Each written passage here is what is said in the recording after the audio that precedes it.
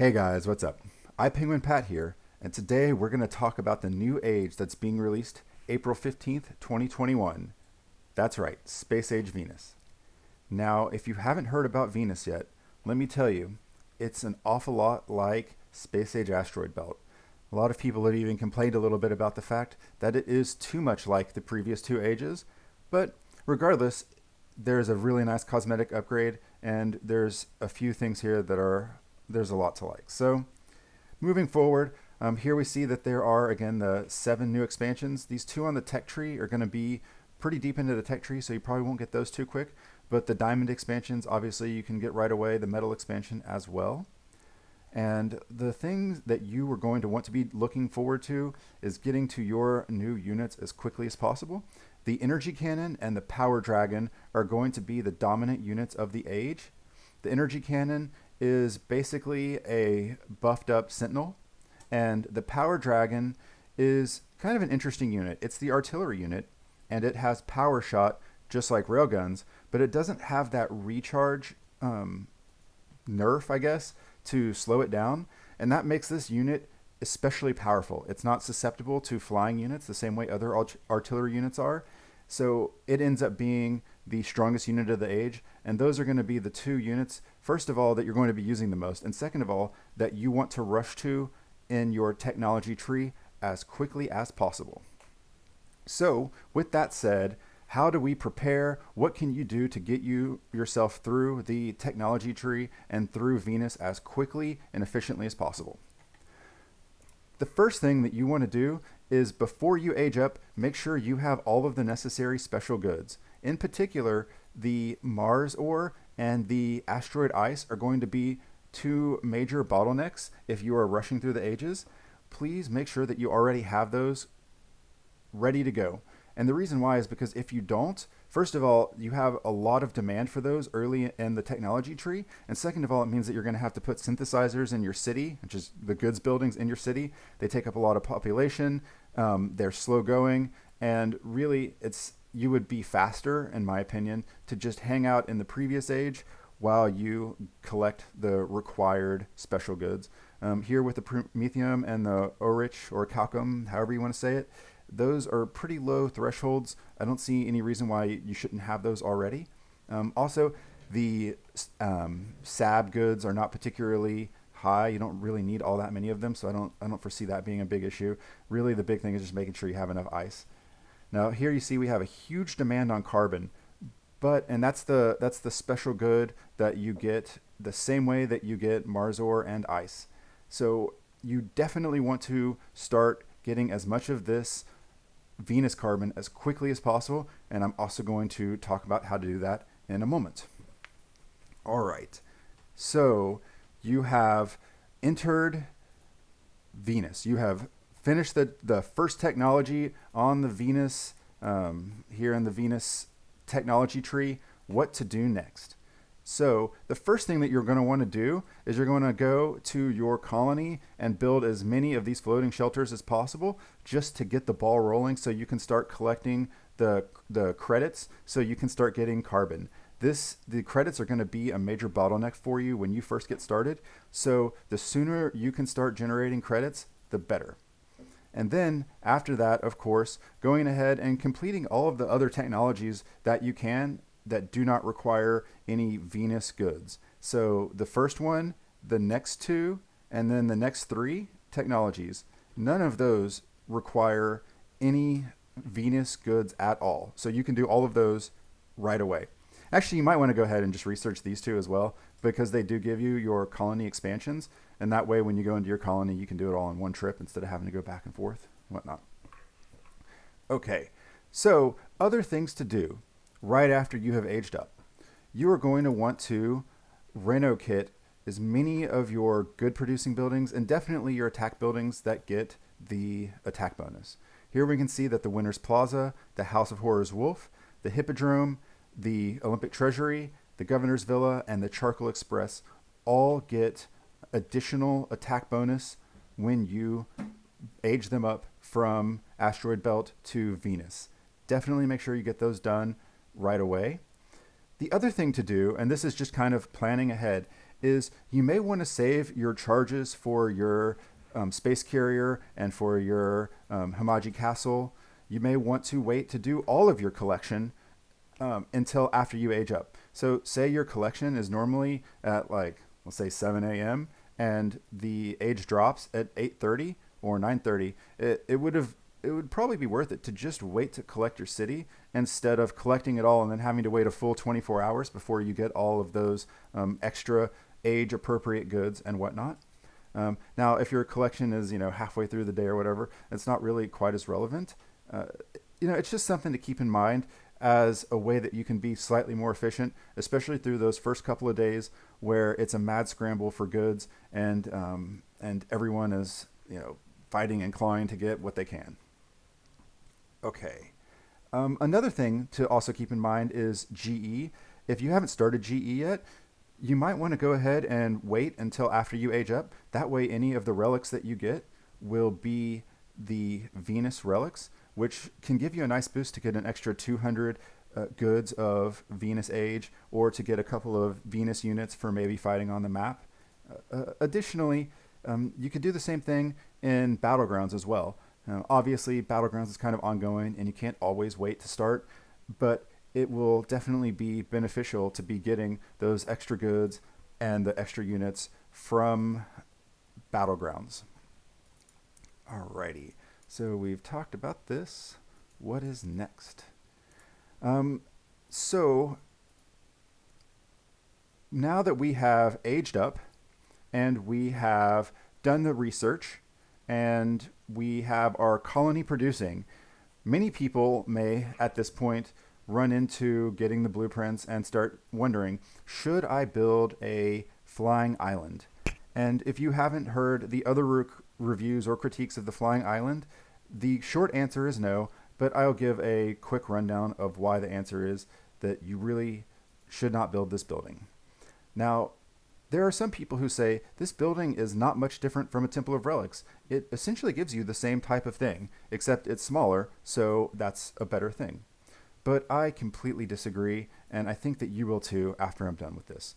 First of all, the cost is astronomically higher. What do I mean by astronomically higher?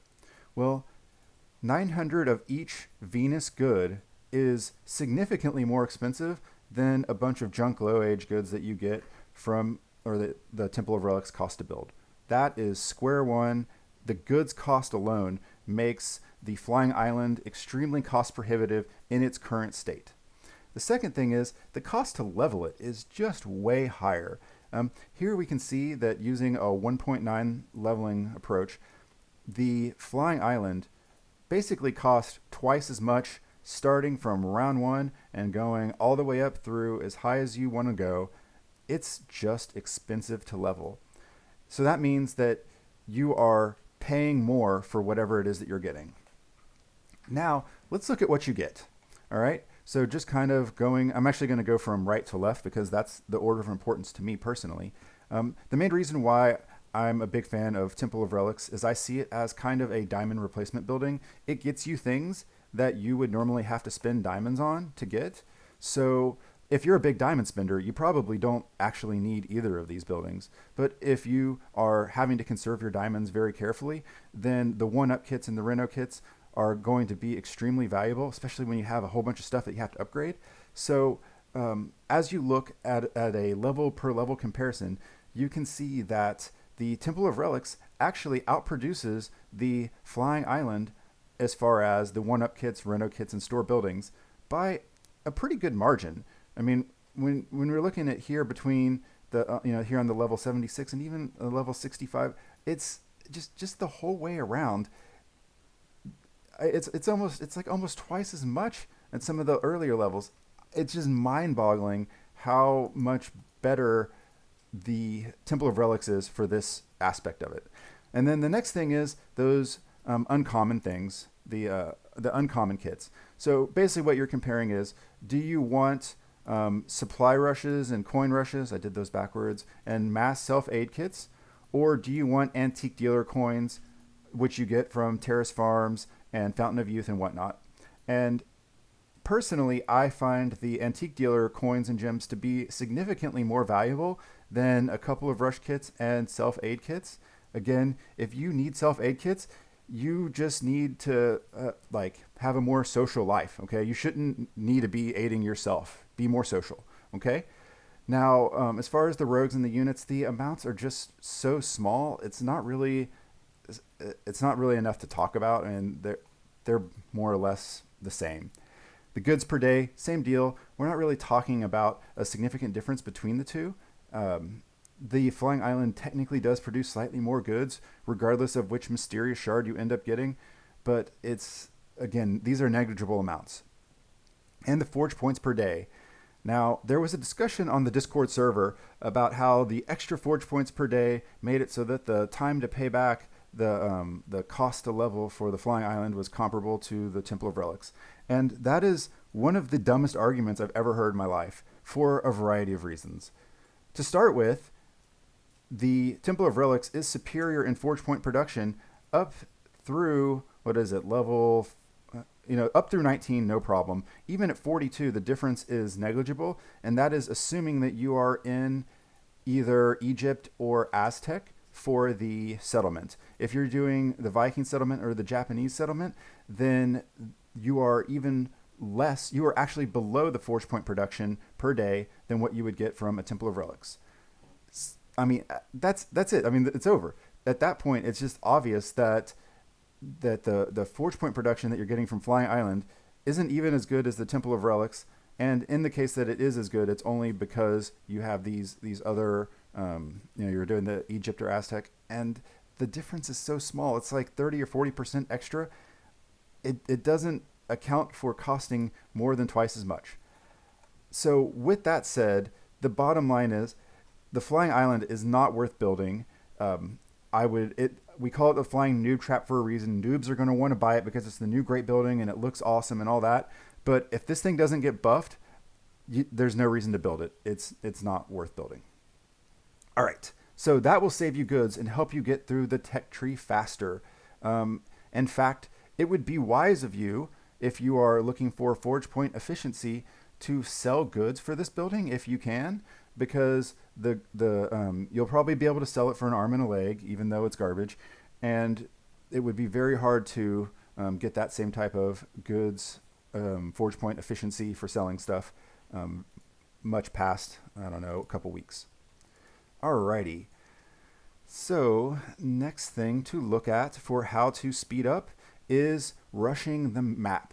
So rushing the continent map is one of the best ways to quickly generate a bunch of goods. And the reason why is because as you're going through the continent map, you have a lot of story quests that are completed as you complete the continent map. Furthermore, you have to have these carbon deposits in order to do a lot of the technology. So the faster you can unlock the carbon deposits, the faster you can complete the technology tree. And that is one of the main reasons why it is beneficial to rush the continent map as quickly as possible. Personally, I recommend diamond rushing it because the amount of diamonds that you will get from completing quests and that you will get as rewards from completing the provinces will be comparable to the amount of diamonds you spend, but it will have rushed you through the map and gotten you enough goods to move further into the technology tree, and just the overall speed that you gain from doing that will be significant enough that it is worth it. That's my opinion, just food for thought. Okay, so with that said, of course, going back to the bottleneck of the credits. So we'll talk about that again in a second. Let's see here. So as we are looking at the technologies that are going to be important to get. Oh, one other thing. I've been told, I can't verify this because I haven't been there yet, but my understanding is that Sentinels and Nailstorm are completely sufficient for fighting the majority of the continent map. Obviously, as you start getting towards the end of the second one, you might start running into some more difficult fights, and you might need to get some energy cannons or some power dragons to finally push your way through that. But it sounds like for the most part, especially if you have a nice high attack boost, the Nailstorm and Sentinels will be completely sufficient for getting through the continent map. With that said, we will be looking at getting to the Energy Cannon and the Power Dragon as quickly as possible. And here you see that the two things that are going, or the things that are going to be bottlenecks, one is the Venus Carbon. And the reason why that's a bottleneck is because the only way that you can get that Venus Carbon is either from your space carrier or from the deposits. Now, my understanding, and here you can see, here's some examples of the deposits there on the map, just like the other ones. My understanding is that on the second map, there is a deposit that gives between, I guess, 80 and 135 Mars carbon. And for that particular one, it's about 30 diamonds to rush that, I guess, exploration. I don't know, I can't remember what the word is for it. And if you're trying to be as fast and efficient as possible, rushing that exploration over and over again is going to be the fastest way to generate the required amount of Mars carbon to do your technology. Now, in SAM, Steel Warden were absolutely terrific, and the diamond cost to just straight pay diamonds for carbon, or for Mars ore, was relatively reasonable, and I feel like it's relatively reasonable here as well. So if you're just a little bit short, don't hesitate to spend a few diamonds to go ahead and get that technology completed. I think that especially if you're having a hard time getting through the continent map, this will help you to move forward. Okay, so you have rushed the continent map and you have unlocked all of these carbon deposits, but now you have a problem, and that problem is you don't have credits in order to scout these deposits and look through these deposits. So the thing that you're going to need to do is build enough of these residential buildings in your space colony. Now, I went ahead and did some quick comparisons to see what we're dealing with, and the inflatable home is going to be by far the best option for generating as many credits as possible. Okay, now in theory, these multi-purpose property will give you more credits per hour, but you're also having to take up more space. They're a bigger building. So when you factor in the per square basis, your inflatable home is actually a better option on a per square basis than anything else. And you'll want to get to that technology as quickly as possible as well. I believe I mentioned that before. So that is this one here. So here is your fast unit, and then here is that inflatable home. So as soon as you get to this inflatable home, you'll want to delete all of these other floating shelters, load up with as many of the inflatable home as possible, and that way you will have the credits to be able to scout all the deposits, to generate all the carbon, to do all your technology. Obviously, we want to get to the artillery, which is going to be the best unit in the age, which is all the way over here. It's going to take a little bit longer to get there because the cost is pretty high on the carbon side. So even if you're churning recurring quests and everything like that, you still have to get through this Venus carbon wall. It's going to take 2,600 Venus carbon, which if you get to the end of the map and you're doing that trick that I said, you can do this a lot quicker. I would say it'll end up costing you about 350 roughly diamonds to generate this amount of Venus carbon if you're using the strategy that I recommended, which is way cheaper than just straight buying the Venus carbon. Now, with that said, there will be a point where you are done with the important technologies, which I consider basically being getting to your Power Dragon. Once you have your Power Dragon, which is the most important military unit of the age, after that, I kind of feel like the rush through the age can slow down a bit, and you may want to start generating some goods in your colony. Now, one thing to notice is that there is a really high demand for soy proteins and sugar crystals early on in the technology tree. Now, later in the technology tree, it ends up evening out, and it ends up costing the same amount for everything. It's 11,000 of every single Venus good to complete the technology tree. But for the most important technologies at the very beginning, those soy proteins and the sugar crystals require significantly more than any of the other goods. So if you are boosted for either one of those, I highly recommend that build as many of those in your colony as you can and generate as much of those as you can, because you'll be able to easily trade for the other ones. The other ones will be in surplus and these will be in a much higher demand. There'll be much higher need, and that will definitely benefit you for trading. You can probably even trade at profitable ratios, and your guildmates will definitely love you for being able to supply them with the needed soy proteins and sugar crystals. And with that said, to build these for optimizing your colony, at some point, let's go back over here, you're going to have population, right? What we generally do, or what I've recommended for anyone who's moving into a new space age, is you'll want to generate a whole bunch of credits in the first place, because these buildings that give a lot of population don't tend to give a whole lot of credits, and that can make it so that you start running out of credits as you go along. So what you'll end up having is kind of a balance between these inflatable homes, which are connected to road, which give you a bunch of credits, and your advanced apartments. Now, the advanced apartments give you so little credits per square that it doesn't make sense to even have them connected to road. You can leave them detached and then in the meantime use the inflatable homes to continue to generate credits. That's the strategy that I've used in my asteroid belt settlement.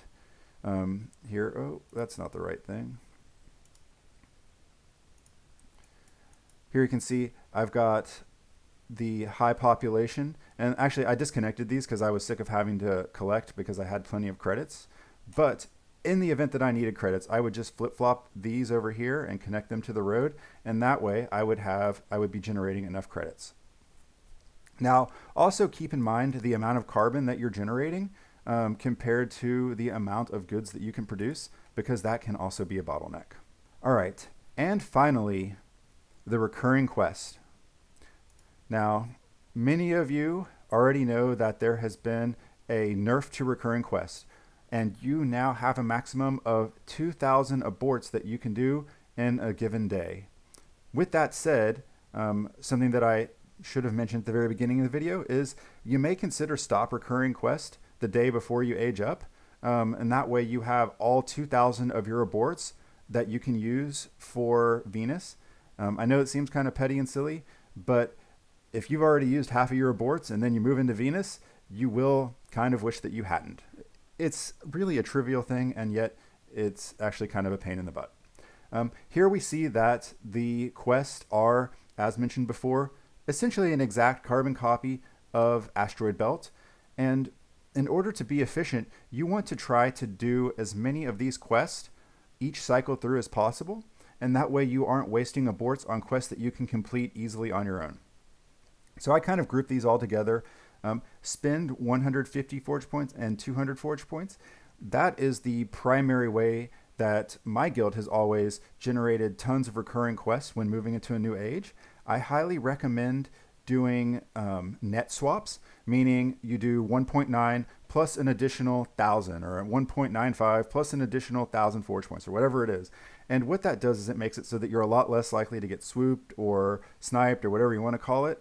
So it protects the great building owner, it protects the contributor, and it allows you to go through these recurring quests slowly.